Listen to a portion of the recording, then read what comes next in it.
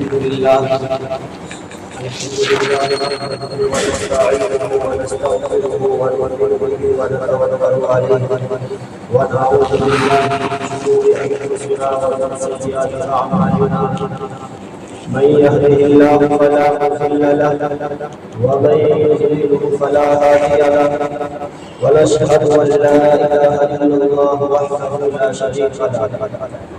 ونشهد أن سيدنا ومولانا محمدا عبده ورسوله أما بعد فأعوذ بالله من الشيطان الرجيم بسم الله الرحمن الرحيم ووصينا الإنسان بوالديه إحسانا وقال رسول الله صلى الله عليه وسلم كل الذنوب يغفر الله إلا ما شاء إلا حقوق الوالدين فإنه يعجل بصاحبه في الحياة قبل الممات صدق الله العظيم وصدق رسوله النبي الكريم ونحن على ذلك من الشاهدين والشاكرين والحمد لله رب العالمين محترم سامعین کرام بزرگوں اور دوستوں، میں نے آج حضرات کے سامنے اللہ تبارک و تعالیٰ کا ایک فرمان اور نبی کریم صلی اللہ علیہ وسلم کی ایک احادیث مبارکہ پیش کی، جس کے متعلق میں آپ حضرات کے سامنے گفتگو کروں گا۔ چونکہ گزشتہ ہفتے میں اسی کے تعلق سے کچھ باتیں آپ کے سامنے کی گئی تھی۔ میرے محترم بزرگوں اور دوستوں، اللہ تبارک و تعالیٰ کا ارشاد ہے کہ ہم نے انسان کو اپنے والدین کے ساتھ حسن سلوک کرنے کا حکم فرمایا، اور نبی کریم صلی اللہ علیہ وسلم کی احادیث مبارکہ جس کا مفہوم یہ ہے کہ اللہ تبارک و تعالیٰ جس گناہوں کو چاہے، جس بھی گناہ کو چاہے اس کو معاف فرما دیتے ہیں، مگر والدین کے ساتھ گناہی اور ناپاک حرکت کرنے کے نتیجے میں جو اولاد اپنے والدین کے ساتھ برا سلوک کرتی ہے تو اس کا نتیجہ اللہ رب العزت دنیا میں ہی دکھا دیتے ہیں۔ میرے محترم بزرگوں اور دوستوں، حدیث پاک کے اندر آتا ہے کہ جو نیک صالح اولاد اپنے والدین کی جانب محبت بھری نظر سے ایک مرتبہ دیکھے تو اللہ تعالیٰ اس کو ایک مقبول حج کا ثواب عطا فرماتے ہیں۔ کیونکہ میرے عزیز دوستوں، دنیا کے اندر جو جس سے محبت کرتا ہے اس محبت کے اندر، اس تعلقات کے اندر کوئی نہ کوئی مقصد ہوتا ہے، کوئی نہ کوئی غرض شامل ہوتی ہے۔ مثلا شوہر بیوی سے محبت کرے تو اس کے اندر ایک مقصد ہے، اور اسی طریقے سے بیوی شوہر سے محبت کرے اس کے اندر بھی غرض شامل ہے۔ بھائی بھائی سے محبت کرے، پڑوسی پڑوسی سے محبت کرے، غرض ہے کہ جتنے بھی تعلقات ہیں، جتنے بھی محبتیں ہیں، ان تمام محبتوں کے اندر کوئی نہ کوئی مقصد ضرور ہوتا ہے۔ لیکن میرے عزیز دوستوں، والدین کی اور ماں باپ کی محبت صرف ایک ایسی ہوتی ہے کہ جس میں کوئی مقصد نہیں ہوتا، کہ جس میں ان کی کوئی غرض شامل نہیں ہوتی، کیونکہ والدین کو اولاد کے حق میں یہ چاہتے ہیں کہ چاہے میری جان نکل جائے، میری جان چلی جائے، لیکن اولاد کو ہر طرح سے فائدہ پہنچ جائے۔ میرا عزیز دوستو، اسی لیے اللہ حدیث پاک کے اندر آتا ہے، ایک مرتبہ جناب نبی کریم صلی اللہ علیہ وسلم کی خدمت میں ایک شخص آئے اور آ کر کے عرض کیا کہ یا رسول اللہ صلی اللہ علیہ وسلم، میں اللہ کے راستے میں جہاد کرنا چاہتا ہوں، میں اللہ کے راستے میں نکلنا چاہتا ہوں، اور اس جہاد سے میری نیت صرف یہ ہے کہ مجھ سے اللہ راضی ہو جائے، مجھ سے اللہ راضی ہو جائے، اس جہاد پر اللہ تعالیٰ مجھ کو اجر و ثواب عطا فرمائے۔ اس جہاد سے میرا مقصد یہ نہیں ہے کہ مجھے مال غنیمت حاصل ہو جائے یا میرا نام اونچا ہو جائے کہ مجاہد فی سبیل اللہ، یہ میری نیت نہیں ہے، بلکہ میری نیت صرف یہ ہے کہ اللہ تعالیٰ مجھ سے راضی ہو جائے۔ میرے عزیز دوستو، نبی کریم صلی اللہ علیہ وسلم نے ارشاد فرمایا کہ آپ یہ بتاؤ کہ آپ کے گھر کے اندر آپ کے والدین زندہ ہیں؟ کیا آپ کے ماں باپ زندہ ہیں؟ تو انہوں نے عرض کیا کہ یا رسول اللہ میرے والدین زندہ ہیں، ماں بھی زندہ ہے، باپ بھی زندہ ہے۔ تو آپ صلی اللہ علیہ وسلم نے فرمایا کہ آپ جہاد میں جاؤ، جا کر کے گھر جاؤ اور ان کی والدین کی، ماں باپ کی خدمت کرو، کیونکہ جو اجر و ثواب تمہیں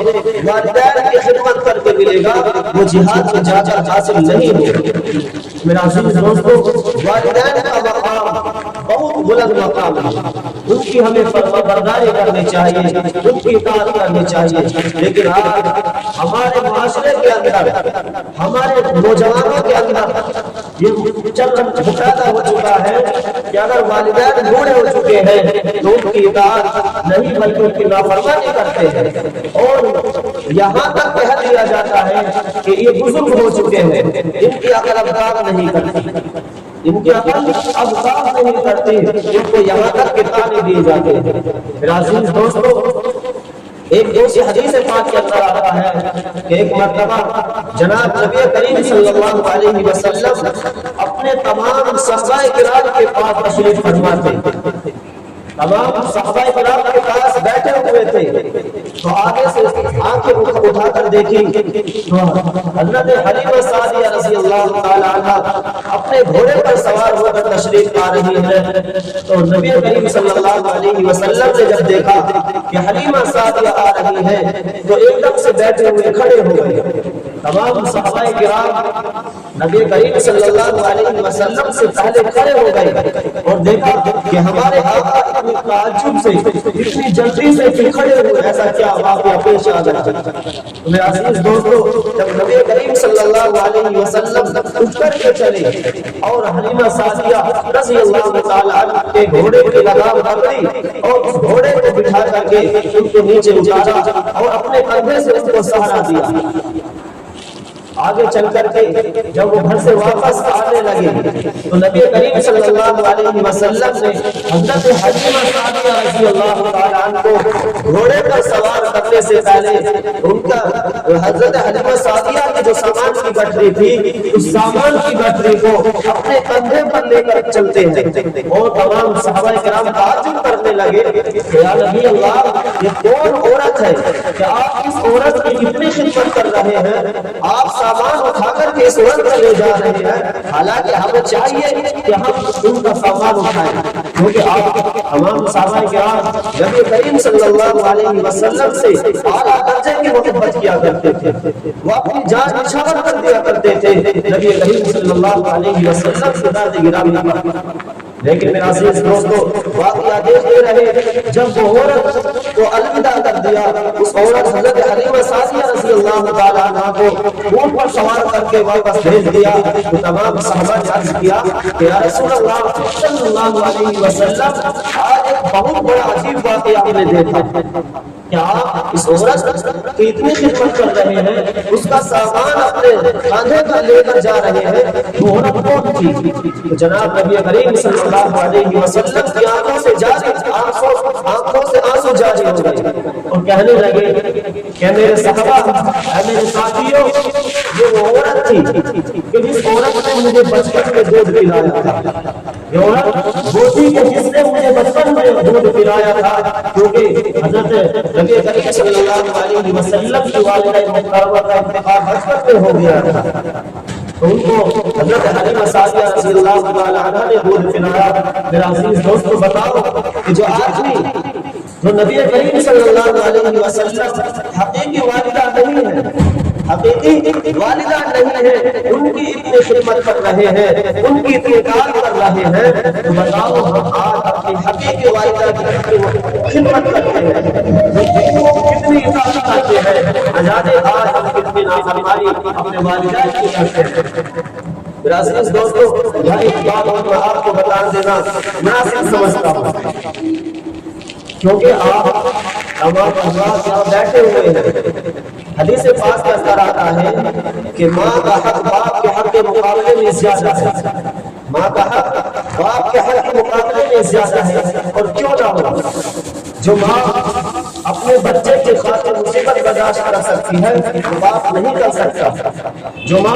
بچے کی خاطر اپنی نیند قربان کرتی ہے وہ نیند قربان باپ نہیں کر سکتا،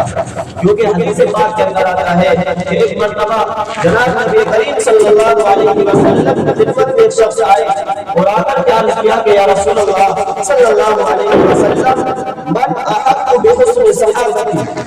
من احق بحسن صحابتی، میرے حسن سلوک کا سب سے زیادہ مستحق کون ہے؟ تو نبی کریم صلی اللہ علیہ وسلم نے فرمایا ثم ابوکا ثم امکا، تیری ماں۔ پھر یہی سوال کیا کہ ثم من، پھر اس کے بعد کون؟ پھر آپ نے یہی جواب دیا امکا، تیری ماں۔ اسی مرتبہ اسی طریقے سے 3 مرتبہ سوال کیا تو نبی کریم صلی اللہ علیہ وسلم نے 3 مرتبہ یہی فرمایا کہ امکا، تیری ماں کا تجھ پر سب سے زیادہ حق ہے۔ جب 4تھی مرتبہ سوال کیا گیا تو اس کے بعد کس کا مقام ہے، کس کے ساتھ اپنے سلوک کروں، کس کی خدمت کروں؟ 4تھی مرتبہ میں نبی کریم صلی اللہ علیہ وسلم نے فرمایا امکا، تیرا باپ، یعنی اس کے بعد فرمایا کہ تیرے باپ کا حق یہ ہے کہ تو اس کی خدمت کر۔ تو میرا عزیز دوستو اس واقعے سے یہ بات بھی اب ہر منشق ہو جاتی ہے، ظاہر ہو جاتی ہے کہ ماں کا حق باپ کے حق کے مقابلے میں زیادہ ہے۔ اور آپ یہ مت سمجھیے کہ باپ کا یہ حق کچھ نہیں ہے، کیونکہ باپ بھی بچے کی خاطر بہت ساری قربانیاں دیتا ہے۔ باپ بچوں کے لیے اپنا دیش کو چھوڑ کر پردیس میں جاتا ہے، بچوں کی خاطر پیسے کماتا ہے، پھر بچوں کو اچھے سے اچھے تعلیم بھی دلاتا ہے، اچھے سے اچھا کھانا بھی کھلاتا ہے۔ لیکن میرا عزیز دوستو ان تمام قربانیوں کے باوجود یہ تمام قربانیاں ماں کی قربانی کا مقابلہ نہیں کر سکتی۔ وہ قربانی کیا ہے؟ جب ماں بچے کو جنم کر اپنے بچے کو جنم دیتی ہے یہ تمام کی تمام قربانیاں اس وقت کا مقابلہ نہیں کر سکتی۔ تو ہمیں چاہیے کہ ہم والدین کی اطاعت کریں، ان کی فرمانبرداری کریں، کیونکہ جس طرح سے حدیث پاک کے اندر والدین کی اطاعت کی خوشخبری بھی آئی ہے، ان کی اطاعت کی، ان کی خدمت کرنے کے نتیجے میں جو اللہ رب العزت ثواب دیتے ہیں، اسی طریقے سے اس کے برخلاف عذاب بھی بہت سخت ہے۔ کیونکہ ایک صحابی ہے حضرت علی رضی اللہ تعالیٰ عنہ، بہت صالح انسان ہے، نماز کی بھی پابندی کرتے ہیں، اعمال صالح کے بھی پابند ہیں، لیکن میرے عزیز دوستو انہوں نے اپنی بیوی کو ماں پر ترجیح دی، جس کا نتیجہ یہ ہوا کہ جب ان کے انتقال کا وقت آتا ہے تو زبان پر کلمہ طیبہ جاری نہیں ہوتا۔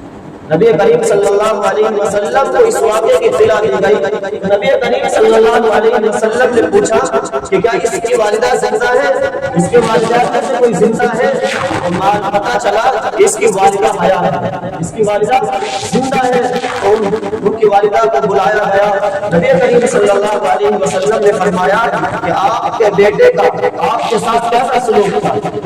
کیسا سلوک تھا؟ تو ان کی ماں کہتی ہے کہ میرا لفظ جلد بہت نیک صالح تھا، لیکن اس نے میری بیوی کو اپنی بیوی کو میرے اوپر ترجیح دی تھی،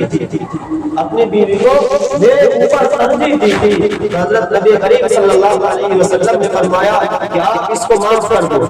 آپ اس کو معاف کر دو، کیونکہ بڑھیا کا دل دکھا ہوا تھا، بڑھیا نے معاف کرنے سے انکار کر دیا۔ تو نبی کریم صلی اللہ علیہ وسلم نے حضرت بلال رضی اللہ تعالیٰ عنہ کو حکم دیا کہ لکڑیاں جمع کرو اور اس میں علقمہ کو زندہ جلا دو۔ بڑھیا ماں ہوتی ہے، جب ماں کو پتا چلا کہ میرے لخت جگر کو لکڑے میں جلا دیا جائے گا تو فوراً بڑھیا کے زبان سے نکل گیا کہ میں نے اپنے لخت جگر کو معاف کر دیا۔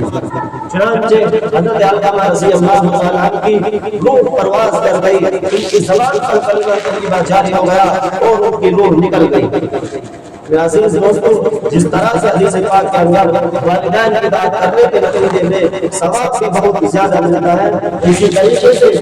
وہ تاکید بھی فائد بھی بہت مشکل ہے، بہت سخت ہے۔ اللہ تعالیٰ ہم سب کو والدین کی اطاعت کرنے کی توفیق عطا فرمائے اور ان کی خدمت کرنے کی توفیق عطا فرمائے، آمین۔